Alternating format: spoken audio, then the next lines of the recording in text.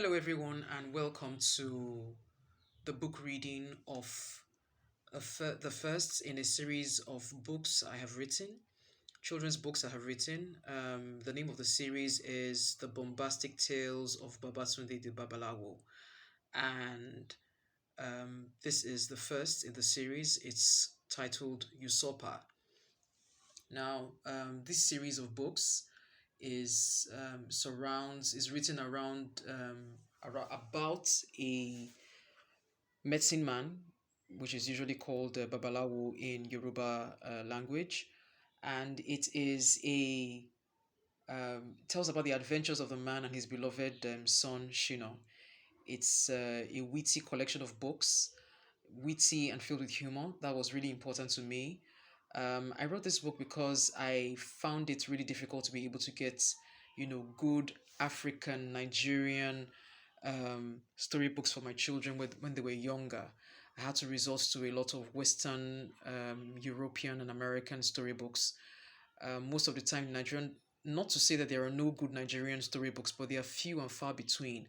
Most books that are affordable are poorly illustrated, have poor grammar, have poor spelling, and I just wanted to make my mark in the market, my dent in the market. So I wrote this book in 2017, about 6 years ago.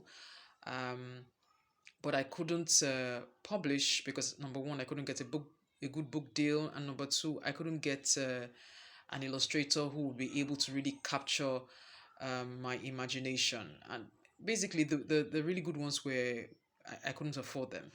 So in 2023, fast forward to 2023, I discovered AI and began to incorporate that into my work, and I suddenly, had a light bulb moment, an eureka moment where I was like, why don't I use this to illustrate my books? And I was able to successfully do that using AI. So you have in your hands right now, you're a witness to history.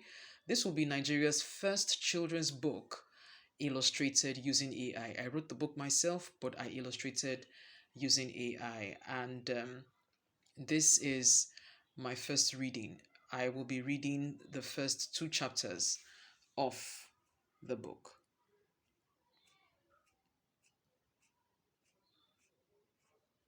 So this is a picture of Babatunde lying on his, sitting up in his bed and looking dejected.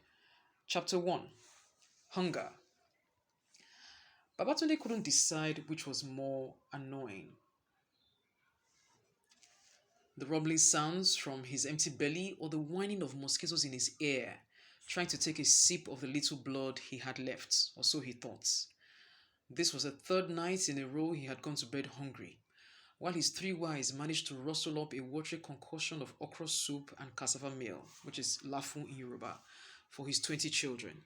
He had to quickly find a solution to his hunger problem before his wives and children decided he was a tastier option to their bland meals and murdered him in his sleep.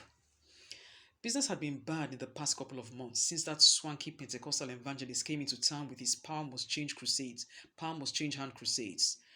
With reports of miraculous healings taking place, crowds at the crusade grounds had swelled to alarming proportions, with little or no one coming to him for potions or concoctions anymore. Clients had dwindled to a few old women seeking their children to be, in quotes, called back from overseas, and desperate second wives seeking love potions. These didn't pay very well. Gone were the days when he reigned supreme in the village. People came from all over seeking his help in one matter or the other, and they always came bearing gifts. Babatunde licked his lips as he remembered the meat gotten from the sacrifices conducted on behalf of his stricken clients. The bush fowls, chickens and guinea fowls, the goats, that was the life. Pepper soup and bush meat were in abundance in his home in those days. Now he couldn't even afford mere dry fish for soup.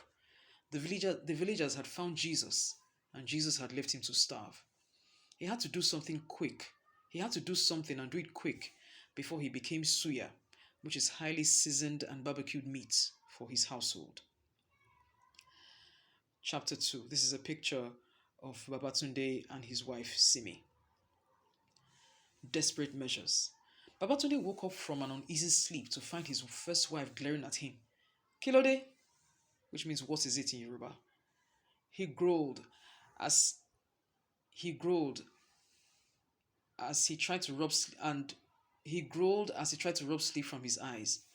There's no food though, and we don't know what to do, Yasimi hissed, her head bobbing up and down, giving him a contemptuous glare. Uh-huh, he retorted. What do you want me to do? Kill myself for you and your children to eat? She kept her hard glare without a reply, but Babatunde could discern consent from her silence. Assuming a softer approach, he placed a hand on her shoulder and spoke reassuringly. Yasimi, you know business has been bad. The people have left me for that pastor. But don't worry, eh? I have a plan. By the power of Shango, you and your children will have more food than you can eat before the end of this week. Eh? My sweet potato. Relaxing her angry stance. After all, it had been ages he had spoken so sweetly to her. She muttered grudgingly under her breath. Okay, oh. But what do we eat before that time, eh, Babatope? Referring to him as the father of his firstborn child, as is customary in Yoruba land. Don't worry, I will go to Baba Sholakwe. He owes me a few favors. I should be able to get a little foodstuff from him, he could, rubbing her shoulder reassuringly. Please go to him fast, too. The little children are crying and the two younger wives are busy fighting over yesterday's leftover cassava meal. You know I don't like to involve myself in their fights. I will try and see what I can get from my sister. But please try and do something fast, too. The woman is already tired of me. I have been going to her house for food almost every day in the last 1 month, she spat, flinging off Babatope's hand as she made a move to get up from the low stool on which she sat. Yeah, see me. You know that is why I love you, eh? You always understand. Not like those two foolish girls I married, Babatunde hailed, as he got up to see her off to the door. Eh, you didn't know they were foolish when you married them, Abby? Yasimi retorted, as she pushed him back with her buttocks and made a move to open the door. So that is the first two chapters in this book, book one, called The Usurper. It's the first in the Bombastic Tales series. I hope I've been able to whet your appetite. You can see that the spelling, grammar is on point, and the book is literally unputdownable. This book goes for a token of under $5.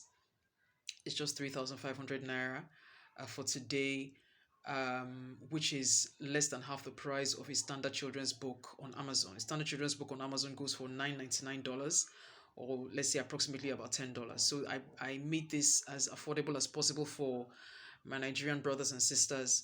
So um, there is so you can purchase the book using the link in my bio. Like I said, the book Usurper is just the first in the series of books I have written. Other books in the series are Monopoly. This time around, Babatunde relocates his alternative medicine business to another village, but is met with stiff opposition by the incumbents, insistent on maintaining a monopoly. Will he Will he be able to overcome, or will he succumb and vacate the village? Find out more. Find out this and more in this hilarious continuation of Babatunde's adventures. Then there's the next book, Exit Plan. As to be expected, Babatunde's wit and cunning are no match for the incumbent. However, what does he do next? Find out this and more in the third installment of the Bombastic Tales of Babatunde the Babalawo series. Quite a mouthful. Then you have the fourth book, School of Hard Knocks. This is the fourth book here. School of Hard Knocks.